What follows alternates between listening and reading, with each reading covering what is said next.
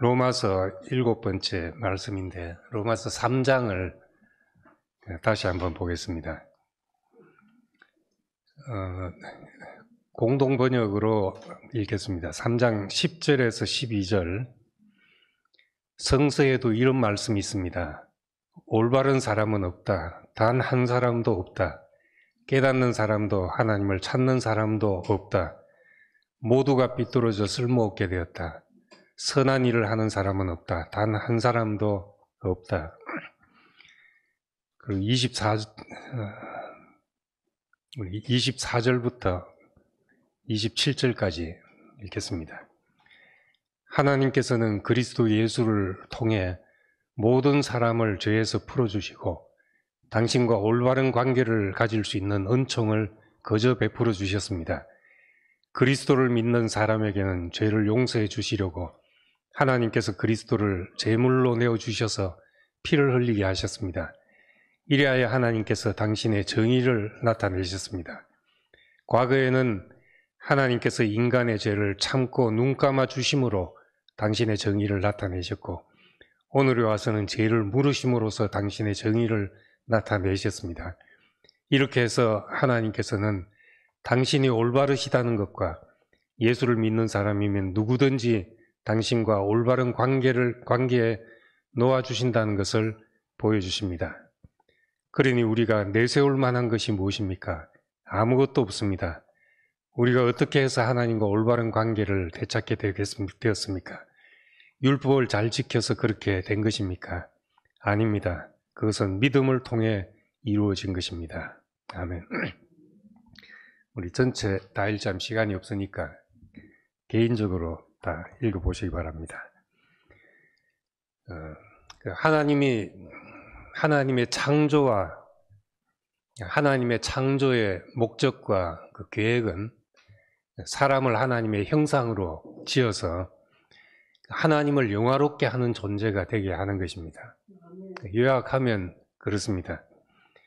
하나님을 영화롭게 한다는 말을 이제 신약의 표현으로 하면은 우리가 하나님의 영광과 찬송이 되는 것입니다. 하나님을 영화롭게 한다. 이것이 우리가 영화롭게 됨으로써 하나님이 영화로워지는 것입니다. 그래서 예수님은 요한복음 17장 1절에 아들을 영화롭게 하사 아들로 아버지를 영화롭게 하시옵소서. 우리가 영광스러운 사람이 될 때 하나님이 영광을 받으시는 겁니다. 주님께 영광 돌립니다 한다고 돌아가는 것이 아니라 우리가 영광스러워질 때 우리를 지으신 자가 아버지가 영화로워지는 것이란 겁니다. 이 일을 위해서 이제 생명나무 열매를 주어 먹게 하시고 우리 속에 당신의 생명과 본성을 주셔서 신의 성품에 참여하는 자가 되게 하려 하셨습니다. 이걸 이제 베드로후서 1장 3절에 그렇게 말했습니다. 생명과 경건에 속한 모든 것을 우리에게 주셨다. 이것은 자기를 부르신 자를 알므로 말미암는다. 알자니까 관계 맺고 교통이 필요한 것입니다. 그래서 이로써 보배롭고 지극히 큰 약속을 우리에게 주셔서 우리로 하여금 세상에서 정욕 때문에 썩어질 것들을 피해서 신의 성품에 참여하는 자가 되게 하려 하셨다. 이렇게 말합니다. 하나님은 영혼 속에 홀로 독처하고 사람이 어찌하든지 상관없이 홀로 그렇게 영광스럽게 사시는 분이 아니라 형상으로 배필로서 사람과 관계를 맺으시고 그가 우리의 내용이 되도록 그 자신을 우리에게 이제 공급하신 것입니다. 이 관계 맺음과 공급을 통해서 우리를 영화롭게 하셔서 하나님의 생명과 본성이 담겨진 그런 존재로 우리를 살게 하신 것입니다. 제가 이제 건강이 안 좋아서 비실비실할 때 뉴욕에서 한의하신 분이 저를 관찰하시다가 이제 그때는 이제 40이 넘으면 제일 중요한 게 피가 맑은 게 제일 중요하다. 이 건강의 키워드를 이제 피를 맑게 한다 생각하고 살아라면서 이제 이런저런 처방을 해주셨습니다. 혈관이 건강해서 맑은 피가 잘 흐르면 피가 몸을 다 이제 치료하고 생명을 공급하게 되어 있습니다. 아이 키울 때 보면 어릴 때 뭐 상처 나기도 하고 넘어지기도 하고 피나기도 하는데 애들 놀라운 것이 하루 지나면 상처가 다 없어집니다. 어떤 날은 아침에 긁힌 자국이 저녁 되니까 없어지는 경우도 있더라고요. 그만큼 이제 생명력이 왕성합니다. 근데 저는 살다 보니까 언제 부딪힌지도 모르게 슬쩍 부딪혔는데도 상처가 나서 일주일이 지나도 안 아물고 한 달이 지나도 흉터가 남고 이게 점점 이제 그렇게 되는구나. 이 공급이 문제입니다. 생명의 공급이. 인간관계도 그렇죠. 살다 보면 말에 상처 입을 수도 있고 오해가 생길 수도 있습니다. 실족해 하는 일이 없을 수는 없으나 그랬으니까 그런 일이 생길 수 있지만은 이제 지속적인 관계가 있으면 씻겨집니다. 그럴 수도 있었지. 또 오해였구나 이렇게 하고 씻겨지는데 그 일로 관계가 끊어지면 더 이상 공급이 안 되니까 그것이 이제 상처가 고착돼 버리게 된다는 겁니다. 오히려 이제 오해나 상처가 눈덩이처럼 커지고 둘 사이에 말이 없는 공간 사이가 그냥 비어 있는 게 아니고 오해로 자꾸 차게 되는 거죠. 교통이 있으면 그런 것들이 다 이제 씻겨지게 됩니다. 인간에게 문제가 생겼는데 그것은 하나님과 관계가 끊어진 것입니다.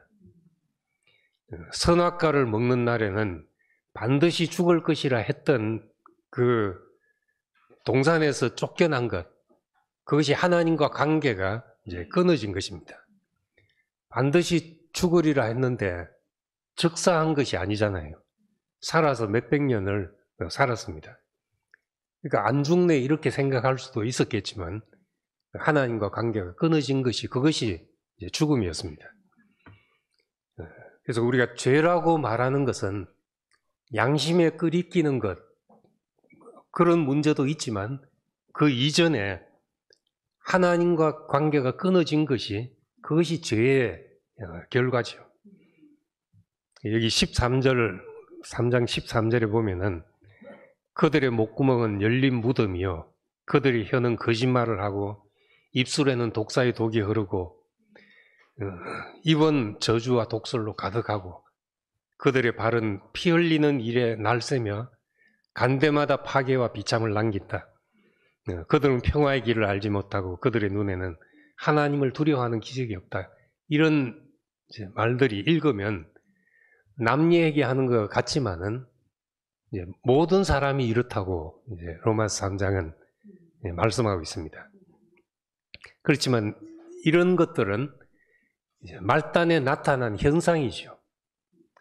우리가 말하는 것이 우리의 말이 독을 바라는 독사가 독을 바라는 것처럼 상처 주는 일만 하고 혀는 거짓을 말하고 이런 것들이 다 우리의 실상인데 이것이 이제 하나님과 관계 단절로 말미암아 나타난 이제 현상이라고 그렇게 말합니다. 제가 이제 20년 동안 이제 간이 안 좋았으니까 안 먹어본 게 있겠습니까? 안 해본 게 있겠습니까? 곰설개도 먹어보고 군뱅이도 먹고 지렁이도 먹어보고 이제 다 먹어보고 뭐 좋다는 거 다 해봤죠. 근데도 뭘 해도 간 수치가 떨어진 적이 없었습니다. 늘 비정상 상태로 이제 올라 있는 상태로 그렇게 이제 20년을 살다가 약이 개발돼서 바이러스 잡는 약이 나와서 이제 6개월 치료를 하고 어쨌든 바이러스가 이제 억제가 된 것이죠. 제 몸에서. 그러고 나는데 몸은 똑같은데 지금 벌써 한 17년이 흘렀는데 17년 동안 한 번도 간 수치가 정상 수치로 벗어난 적이 없는 거예요.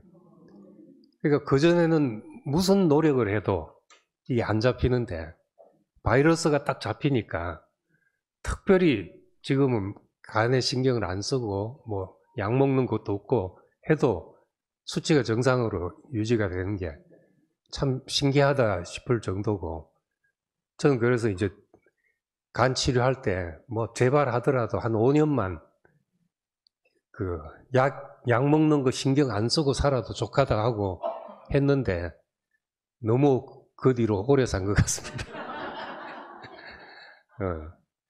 근데 그러니까 근본적인 문제가 해결이 되니까 다른 현상들이 그냥 사라지는 것이죠.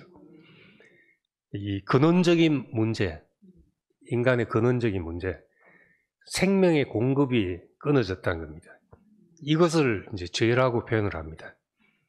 예레미야 2장 13절에 보면은 이 백성이 두 가지 악을 행하였는데 곧 그들이 생수의 근원되는 나를 버린 것과 스스로 웅덩이를 판 것인데 그것은 물을 가두지 못할 터진 웅덩이다. 생수의 근원을 버리고 자기를 위해 살면 될 줄 알고 살았는데 그건 터진 웅덩이다. 물을 채워도 차지 않는, 만족이 없는 그런 상태라는 겁니다. 그래서 하나님이 실제가 되시고 우리가 형상이 되는 것, 그가 남편이 되시고 우리가 그의 배필이 되어 사는 하나님과 그 백성으로서의 언약을 맺은 백성인데 인간이 이 근원을 버리게 됐다는 겁니다. 근데 이제 문제는 인간 스스로 이걸 알 길도 없고 되돌릴 수가 없습니다. 우리는 이제 양심의 죄책감을 느끼고 고치려는 노력은 그래도 사람이니까 다 하지요. 뭐 양심의 끄리낌이 없는 사람이 어디 있겠습니까? 다 있으니까 끄리낌이 생길 때 안 하려고 노력하고, 물론 그것은 되지만은, 그렇지만 여기서 말하는 우리의 죄, 하나님의 영광에 이르지 못했다. 여기 공동번역에 보면 하나님이 주셨던 본래의 영광스러운 모습을 잃어버렸다. 이것 때문에 우리가 양심의 끄리낌을 느끼고 괴로워하는 사람은 없다는 겁니다. 세상에 누구를 만나봐도 내가 하나님의 영광에 이르지 못했구나 하는 걸로 죄책감을 느낀 사람 봤습니까? 그런 것은 인간의 스스로는 문제의식이 생기지 않는다는 겁니다. 그래서 여기 10절에 의인은 없나니 하나도 없다. 깨닫는 자도 없고 하나님을 찾는 자도 없고 다 치우쳐 함께 무익하게 되고 선을 행한 자는 없나니 하나도 없다. 우리 세상에 보면 진짜 법 없이도 살 사람이 있잖아요. 저 사람은 정말 내가 예수 믿는다고 나는 다른 삶을 산다고 말하는 것이 부끄러울 정도로 세상에는 선하고 정직하고 착한 사람들이 널려져 있습니다. 악한 사람도 많지만 그런 사람도 있죠. 우리 외철 형제 어머니 같은 분은 전도하는 사람이 와가지고 당신은 죄인입니다. 모든 사람이 죄를 범하였으니까 당신도 죄인입니다. 아무리 이야기해도 나는 아무 죄 지은 적이 없다. 성경을 들여다대면서 이게 죄가 아니냐 해도 나는 그런 적이 없다는 거예요. 무슨 말을 하겠습니까? 그런데 성경에서 말한 죄는 그 죄가 아니라 우리가 하나님의 창조의 목적과 계획, 우리로 하여금 하나님의 영광과 찬송이 되어서 그의 영광이 나타나도록 하는 이 목적에 이르지 못했다는 이것을 문제의식으로 삼을 수가 없다는 겁니다. 우리 스스로. 그래서 그리스도가 우리에게 비추기 전에는 이게 문제인지를 알 길이 없는 거죠. 에베소서 5장에 그렇게 말합니다. 잠자는 자여 깨어서 죽은 자들 가운데서 일어나라. 그리스도께서 너에게 비추신다. 이 비춤이 없으면 내가 원래 정상이 뭔지를 모릅니다. 정상적인 상태가 뭔지를 모르면 고칠 수가 없죠. 인간은 그렇게 되었다고 말합니다. 그래서 이 인간은 하나님과의 언약을 파기하고 관계가 깨어지고 불의가 드러났음에도 불구하고 그럼에도 불구하고 하나님은 당신의 언약을 깨지 않고 신실하셨다는 겁니다. 이스라엘은 물론 성경을 보면은 너희가 거역했기 때문에 불순종했기 때문에 이렇게 침략을 당하고 나라를 잃고 포로로 잡혀가고 이런 결과가 왔다. 이렇게 해석했습니다. 그러니까 표면적으로 보면 이스라엘이 언약을 깨트림으로 말미암아 하나님도 약속을 깬 것처럼 보이는 겁니다. 그런데 그럼에도 불구하고 하나님은 신실하시다 하는 것이 이제 오늘 로마서 3장의 이야기입니다. 3장 3절 4절에 어떤 유대인들이 신의를 버렸다고 합시다. 그렇다고 해서 하나님께서도 신의를 저버리겠습니까? 절대 그럴 수 없습니다. 세상 모든 사람이 거짓말쟁이라 하더라도 하나님만은 언제나 진실하십니다. 세 번역으로 그렇게 되어 있습니다. 개역 개정에는 사람은 다 거짓되되 오직 하나님은 참되시다 할지어다 이렇게 말하고 있습니다. 세상의 모든 관계는 대부분의 관계는 수 틀리면 깨어지잖아요. 이해관계가 틀리면 나한테 상처가 된다든지 손해가 된다든지 하면 대부분의 관계는 깨어집니다. 그냥. 그런데도 자세히 보면 깨어질 수 없는 관계가 있죠. 자식이 아무리 쏙썩여도 엄마는 또 집에 들어오면 밥 해주거든요. 어쩔 수 없이 깨어질 수 없는 관계죠. 뭘 했다 하더라도 집에 돌아오면은 그래도 재워주고 하는 것이 부모입니다. 물론 이제 사람에 따라서 안 그런 것도 있지만 부모와 자식과의 관계, 피로 맺은 관계는 그렇게 한쪽이 깬다고 깰 수 없는 관계가 있기 때문에 하나님과 사람을 아버지와 아들로 그렇게 비유했습니다. 예수님도 요한복음 10장에 그들에게 영생을 주노니 영원히 멸망치 아니할 터요 또 그들을 내 손에서 빼앗을 자가 없다. 그들을 주신 내 아버지는 만물보다 크심에 아무도 아버지의 손에서 빼앗을 자가 없다. 이걸 이제 예로 들면서 이제 악수를 했는데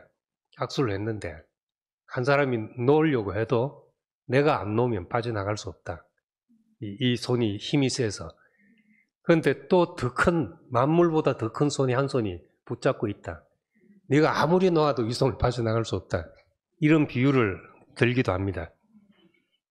어쨌든 인간과 하나님 관계, 우리가 손을 놓았다 할지라도 우리가 언약을 깨었다 할지라도 깨트릴 수 없는 그것이 하나님의 의라는 겁니다. 하나님의 신실하신. 하나님의 의롭다는 것은 우리가 생각하는 부정이나 불의가 없다는 말이 아니라 그분은 언약에 있어서 신실하신 분이다. 변함이 없는 분이다. 그것을 하나님의 의라고 말하고 있습니다. 이스라엘을 보니까 우린 다 파기된 줄 알았는데 예수 안에 와보니까 하나님의 모든 약속이 예수 안에서 성취가 되어 있다는 것을 이제 바울은 발견을 한 거죠. 우리는 불의해도 하나님은 약속을 지키셨다. 그 약속의 성취가 예수 그리스도라는 겁니다. 그래서 이제 하나님은 의로우시고 예수 안에서 그를 믿는 자들을 다 의롭다고 하셨다. 의롭다고 하셨다. 내가 나쁜 놈이라 할지라도 아버지하고 돌아오니까 아버지가 아들로 여기시더라는 겁니다. 이것이 우리를 의롭다 하심, 이제 칭의입니다. 우리 자주 쓰는 민철이는 온전하다. 이 말은 민철이를 객관적으로 봐서 그렇겠습니까? 예, 어떤 눈에는 민철이가 온전하게 보이는 것이죠. 우리가 그 시각을 가지고 보니까 교회 오면 제일 행복한 사람이 민철이거든요. 민철이만큼 웃고 돌아다니는 사람 봤습니까, 여러분들? 저를 보면 제일 반갑게 인사를 해요. 먹을 거 하나 줘도 행복하고 막 뭘 해도 행복한 거죠, 그냥. 그러니까 우리가 정말 뭐가 중요한데 무엇이 중요한디 하고 생각해 보면은 저렇게 행복하면 된 거지. 인생으로 태어나서 자기 누릴 걸 그냥 누리고 사는 거죠. 도움이 필요하고 하지만은 그러니까 우리는 뭘 잘하냐 못하냐로 보면 늘 불완전하게 보이는데 예수 안에서 보니까 하나님은 그가 겪은 어떤 일이라 할지라도 하나님의 의를 이루시는데 다 사용하시더라는 겁니다. 건축자들의 버린 돌까지도 집 모퉁이에 요긴한 머릿돌로 삼으시는 걸 보니까 이것이 주로 말미암아 된 것이 우리 눈에 기이하다. 우리가 겪은 어떤 일도 실패와 잘못까지도 하나님의 생명과 본성을 나타내는 일에 쓰실 수 있다고 생각하면은 문제는 하나님이 우리를 쓰실 수 있냐 하는 것이 문제지 내가 온전하냐 반듯하냐 하는 것이 문제가 아니란 겁니다. 나를 쓰실 수 있는 분 앞에 그냥 내놓으면 되는 것이죠. 나는 반듯한 나무가 되어서 주인의 손에 잡히고 싶은데 주인은 그것이 아니라 모난 것은 모난 대로 둥근 것은 둥근 대로 예술가의 손에 잡히니까 그대로 쓰이더라는 겁니다. 그래서 탁자 같은 것도 꾸불꾸불한 나무를 그냥 잘라서 탁자로 만들었는데 훨씬 반듯한 이 탁자보다 훨씬 비싼 나무가 되잖아요. 누가 빚냐에 딸린 문제지 내가 반듯하냐 반듯하지 않냐 이 문제가 아니라는 겁니다. 우리 이런 것을 이제 칭의라고 하죠. 하나님이 의롭다 하셨다. 하나님이 우리를 쓸모있게 보시고 필요로 하시고 있는 그대로 당신이 사용할 수 있다는 것을 우리가 받아들이는 것이 우리가 이제 믿음으로 관계를 회복하는 일입니다. 그러니까 생명만 있으면 사람 안에는 온갖 좋은 것이 나올 수 있습니다. 어떤 사람도 이제 공급의 문제죠. 성격 아무리 좋은 사람도 메말라 버리면은 가시가 나올 수밖에 없습니다. 근데 가시 같은 사람도 넉넉하게 뭔가 공급이 되면은 좋은 것이 나오거든요. 그래서 사람도 그렇지만 우리 유기견들 보면 그 사람한테 상처받고 버림받은 그 유기견들 막 사람만 보면 겁내고 짖고 물려고 하고 이런 유기견도 데리고 가서 계속 사랑을 주고 하니까 진짜 성격 좋은 주인을 잘 따르는 좋은 개가 되는 걸 보거든요. 그러니까 개나 사람이나 공급이 문제죠. 우리한테 하나님의 생명과 본성으로 그의 어떤 넉넉한 은혜가 우리에게 채워지면은 우리한테 온갖 좋은 것이 열매로 나오게 되는 겁니다. 성경 안에 나오는 모든 좋은 것들은 그래서 관계의 산물이고 하나님의 넉넉한 공급으로 말미암아 나오는 열매들입니다. 그걸 우리가 성령의 열매라고 그렇게 말한 겁니다. 그러니까 우리는 고쳐서 의롭게 되는 것이 아니라 의롭다 하심으로 의의 길을 가게 되는 겁니다. 저는 이 한국에 장로교가 제일 먼저 들어왔습니다. 감리교와 장로교가 같이 들어왔는데, 장로교가 어쨌든 이제 한국 사람 정서에 맞는지 제일 큰 교단이 되었습니다. 이 장로교가 들어와서 가르친 그 가르침은 이제 다소 율법적인 복음이었죠. 우리 예수 믿고 올바르게 살다가 천국 간다, 이제 이렇게 살았지, 어떤 우리의 구원의 문제에 대해서 정확한 길을 말해주지 못했습니다.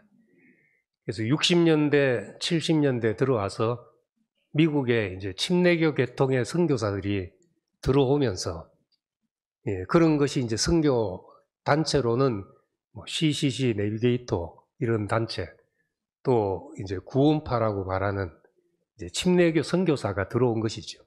들어와서 가르쳐준 그 가르침이 우리 죄 사함과 구원의 확신과 우리의 거듭남의 길, 이런 데 대해서 이제 가르치게 됐습니다. 장로교의 가르침이 다소 이제 그런 관점에서 보면 흐리멍텅하게 이제 보였는데, 의롭게 살려고 하다가 다 죄책감에 빠져 있고, 그래서 장로님들이 교회에 와서 이제 우리는 그게 없지만은 대표 기도를 하잖아요. 예배 순서에 의해서 하면 거의 앞에 틀에 박힌 문구가 일주일 동안 세상에서 죄 짓고 살다가, 죄악 가운데 살다가 오늘 주님의 전에 나와서 부끄러운 모습으로 무릎을 꿇습니다. 그 멘트 안 들어본 적이 거의 없을 정도로 그런 기도를 하거든요. 그런 상태에 있다가 우리 예수의 죽음으로 말미암아 우리가 죄 씻김 받았다 하는 사실을 선포하니까 얼마나 신선했겠습니까? 저는 이제 고등학교 1학년 때 교회는 열심히 했지만은 또 막 기도도 하고 싶고 이런 사람이었지만은 맹한 상태로 있다가 이제 전도사님 한 분이 CCC에서 공부를 하신 전도사님 한 분이 와서 이제 사형리를 가르쳐 줬습니다. 그때 그걸 안 것이 얼마나 감격이었는지 몰랐습니다. 고등학교 1학년 때. 그리고 내가 구원받은 날짜를 적어 놓고 그렇게 했었죠. 근데 그러다가 이제 대학 가서 전도하는 사람을 만나서 그 내비게이터 선교회라는 데를 들어가니까 그런 성경 공부를 너무 깊이 잘 가르쳐 주는 거예요. 그래서 저는 그 폭 빠져가지고 집에서 성경을 읽으니까, 이전에도 그냥 성경 읽으라 해서 읽었지만 뜻도 모르고 그냥 넘어간 게 많았는데, 그때부터 의미가 이렇게 확 다가오면서 가슴 뜨거워지는 성경 읽기를 처음으로 느꼈습니다. 고린도전서를 읽는데 이 전도라는 어리석은 것으로 믿는 사람을 구원하시길 기뻐하셨다, 이 말도 얼마나 감격이 되는지 모르고, 미련한 자를 택하사 지혜 있는 자를 부끄럽게 하려 하시고, 약한 자를 택하사 강한 자를 부끄럽게 하려 하시고, 이런 말들이 감격이었죠. 그래서 예수의 십자가에 못 박히신 것 외에 알지 않기로 작정했다, 이 말을 읽으니까 인생의 결심이 불뚝 서서 정말 나는 이제 예수 외에 알지 않기로 작정하고 내 전공은 성경이다 하고 그렇게 학점도 날려가면서 살았습니다. 새로운 세계에 눈이 열리는 감격, 십자가 외에 알지 않기로 작정해도 그 얼마나 하나의 포커스가 맞춰질 때 인생이 느껴지는 그 엑스타시라는 것은, 종교적인 감동이라는 것은 정말 맛보지 않은 사람 모를 정도로, 그러고 눈이 열려서 교회를 가보니까 전부 모르는 사람들이 앉아있는 거예요. 그래서 제가 막 청년부 가서 내가 막 헤집어 가지고 성경 공부 모임을 만들어 가지고 그때 한 200명 모이는 교회였는데 나중에 청년들만 200명이 모이게 됐어요. 성경 공부를 가르쳐 가지고. 나는 이제 지금도 이 정도니까 신학하면 나는 뭐가 될 줄로 알았죠. 그리고 목표가 나 같은 이제 평신도 지도자를 길러내야 되겠다 하면서 그렇게 이제 신학을 각오했습니다. 신학교 가서 나는 꽤 뭘 좀 아는 사람인 줄 알았는데 알수록 모르는 것이 너무 많은 거예요. 우선은 들어가자마자 내가 깨달은 것이 기독교의 스펙트럼이 참 넓다는 것을 알게 됐고, 제가 다닌 학교가 이제 중간쯤, 스펙트럼으로 말하자면 중간에 있는 학교라서 양쪽 다 소개는 되지만은 이제 그럼에도 불구하고 이건 문제고 하는 거 다 소개하고 다 비판하는 이런 데서 보니까 내가 어느 한 스펙트럼에 있었구나 하는 것을 가서 보게 됐습니다. 이제 그러고 나서 다시 성경을 보니까 전부 또 내가 모르는 말인 거예요. 대학 다닐 때 습관대로 매일 아침 큐티를 하고 했는데 근데 어느 날은 하나도 모르겠어서 청량할 수 없는 그리스도의 은혜. 나는 지금 예수가 나에게 우리는 죄인입니다. 예수님이 우리 죄를 위해 죽어주셨습니다. 그로 말미암아 죄 용서받고 우리를 하나님의 자녀로 회복시키는 것을 손으로 써서 막 열심히 전도했는데 속으로 나는 발가락으로 써서도 전도할 수 있다 할 정도로 했는데도 청량할 수 없는 그리스도의 은혜라고 내가 가슴으로 느껴지지 않는 거예요. 근데 머리로는 알겠는데 가슴으로 와닿지 않은 그런 말들이 교회는 그의 몸이니 만물을 충만케 하시는 자의 충만이다. 이 말이 언어 유희처럼 들리고 말은 알겠는데 내가 그래서 급기야 내가 예수를 모르는구나 하는 상태에 있게 됐습니다. 예수를 믿는다고 하는 것, 나를 돌아보니까 내가 왜 예수가 나를 시키셨는지, 정말 내가 어떻게 씻겨졌는지를 내가 모르고 있더라고요. 그래서 나를 위해 죽었고 그를 믿고 제사함과 영생을 얻었다는 그 가르침을 내가 인정하고 받아들인 것이지 어째서 그것이 나를 시킴이 됐는가 하는 것을 내가 모르는 상태에 있었구나 하는 것을 알게 됐습니다. 그래서 그러다가 이제 지난주에도 말씀했듯이 우리를 위한 그리스도에서 예수 안에 있는 나를 발견하고 예수 안에 있는 내 안에 있는 예수를 발견하고 나서 이 빌립보서 3장에 있는 말씀이 이런 말씀이 있었나 할 정도로 저한테 크게 와닿게 됐습니다. 모든 것을 잃어버리고 배설물로 여기면 그리스도를 얻고 그 안에서 내가 발견되려 한다. 예수 안에서 내가 발견되었다. 그래서 내가 그때 처음으로 간증한 말이 지금까지 내가 경험해 왔던 그 내 신앙 속에서 난 예수 안에서 내가 발견됐다. 이 말을 할 수 없었다. 나를 위한 것은 나를 위한 여전히 혜택받고 은혜받고 이건 알았지만 알고 보니까 그건 광야에서 다 경험한 일이더라고요. 매일 만나가 내리고 그런 경험은 있었지만은 예수 안에서 내가 발견이 됐다. 내가 이 말을 할 수 없었구나 하는 걸 고백하게 되었습니다. 그래서 이것이 저한테는 유레카하고 외치는 그 외침처럼 저한테는 큰 발견이 되었고 내 인생에 내 신앙에 패러다임이 바뀌는 그런 시간이 되었습니다. 그래서 우리는 이제 그러고 나니까 언어가 다 다른 의미로 들리는 거예요. 정의가 다 바뀌게 되죠. 우리를 하나님의 형상과 그 배필로 지으셨는데 이 목적과 위임을 떠난 것이 내 근원적인 문제라는 것을 알고 예수 안에서 하나님과 올바른 관계가 나타난 것이죠. 그래서 왜 예수가 나에게 구원이 되는가?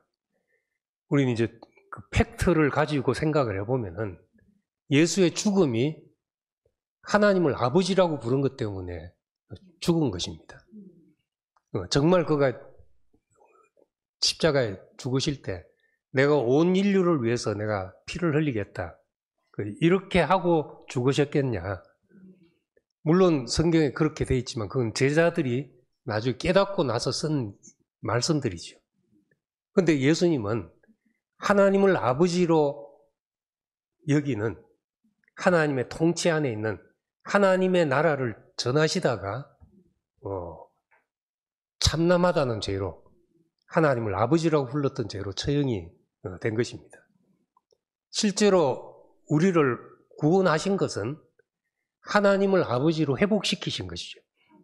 두려운 하나님에서, 벌 주는 하나님에서 돌아오면 언제라도 긍휼을 베푸시는 그 아버지로 우리를 회복시키셔서 예수님과 하나님의 그 관계가 오늘 우리에게까지 구원이 된 것입니다. 그러니까 이 사람을 우리는 참 사람이고 이분보다 더 하나님을 우리에게 완전하게 보이신 분이 없기 때문에 우리는 그를 참 하나님이라고 불러도 되는 그 이상 없기 때문에 그렇게 부르게 된 것이죠. 참 사람, 하나님이 원래 지으시려고 했던 그 사람, 자기 형상으로 지으셔서 자기 생명과 본성을 그 안에 담으시고 하나님의 영광을 나타내는 존재가 되고 그의 배필이 되어서 하나된 생명으로 그를 누리는 이 상태가 우리의 구원입니다. 죄로 말미암아 에덴을 떠났다면 다시 그 자리로 돌아오는 것이 구원이잖아요. 타락이 선악과가 보암직하고 먹음직하고 탐스러웠다면 구원은 반대로 그 생명나무가 하나님의 관계에서 오는 우리의 공급, 이것은 우리에게 제한이지만은 그 공급이 내게 보암직하고 먹음직하고 탐스럽게 보이면 그게 구원의 그 상태인 겁니다. 그래서 예수 안에는 우리를 그 상태로 되돌리는 무궁한 능력이 그 안에 있다는 겁니다. 우리의 믿음은 그 신실하심에 대한 반응이죠. 그래서 27절에 그렇게 말합니다. 우리는 그 안에서 자랑할 것이 아무것도 없다. 자랑할 데가 어디 있냐? 아무것도 없다. 우리의 구원에 만약에 내 자랑이 있다면 그건 아직 복음을 모르는 것이라고 말할 수밖에 없습니다. 나한테 기인된 것이 아니기 때문에 이 구원에는 우리의 자랑이 있을 수 없다는 것이죠.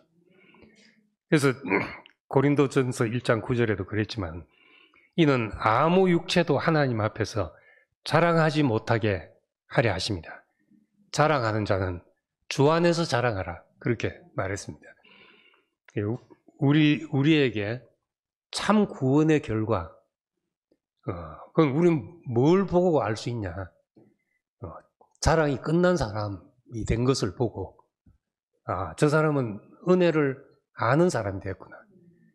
그래서 바울은 참으로 은혜를 깨달은 날부터 너희가 각처에서 열매를 맺어 자란다. 이렇게 말합니다.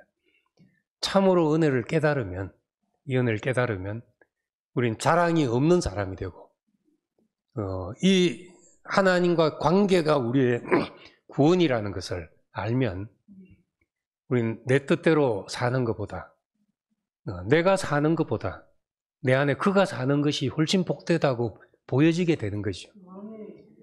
내가 살아야 내 자존심 나오고 내 이익 나오고 내 체면 나오고 이런 것이 나오는데 그렇게 사는 것보다 내 안에 그리스도가 사는 것이 성령의 열매, 하나님과 사람이 만족할 수 있는 그 열매가 나오는 그런 길이 되니까 이것이 이제 우리의 구원의 길인 겁니다.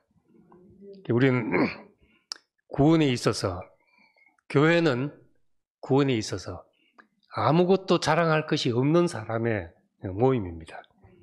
그래서 자랑할 수도 없고 판단할 수도 없는 사람이기 때문에 우리는 그 안에서 이제 관계가 회복되고 관계 속에서 안식을 누리게 되죠. 어떤 사람이 제일 편하고 좋으냐? 그 나에 대해서 아무 판단이 없는 사람 안에서 내가 쉼을 누리거든요. 저 사람 어쩌나 보자 하는 눈으로 보고 있으면 말 안 해도 느껴지잖아요. 그런 것이. 그러면 나도 신경 쓰게 되고 불편해지게 되고 그런 것이 이제 악순환으로 돌아가게 되는 겁니다. 순환되게 되죠. 그런데 주 안에서 자랑이 끝나면 내가 다른 사람을 판단할 건덕지가 사라지게 되고 판단할 수도 자랑할 수도 없는 사람이기 때문에 우리는 그 안에서 이제 안식을 누리는 그 에덴 동산이 시작되는 그런 삶이 되는 겁니다. 우리를 이런 이제 올바른 관계로 부르셔서 우리로 하여금 하나님의 생명과 본성을 누리게 하신 것을 감사드립니다. 기도하겠습니다. 은혜로우신 아버지 하나님, 참 우리는 무엇이 문제였는지도 모르는 사람이었습니다.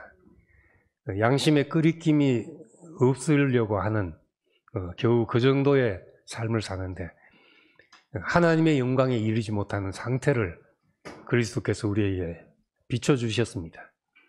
본래 주셨던 인생의 영화를 잃어버린 것이 우리의 문제라는 것을 알게 되었고 주님과의 관계를 다시 갈망하는 사람이 되도록 부르신 것을 감사드립니다. 우리는 다 불의하지만 하나님은 불의하지 않으시고 그의 신실하심으로 그 약속을 그리스도 안에서 성취하신 것을 감사드립니다. 예수 안에 성취된 하나님과 온전한 관계, 주님의 손에 잡히면 우리가 어떤 사람이라 할지라도 지난 날이 어떠했다 할지라도 다 쓰여질 수 있는 이 복된 인생이 되게 하신 것을 감사드립니다. 우리 인생에 하나님과 더불어 사는 이 관계가 내 인생의 보화로 여겨지고 가장 귀중한 것으로 여겨지기를 원합니다. 예수님 이름으로 기도드립니다. 아멘.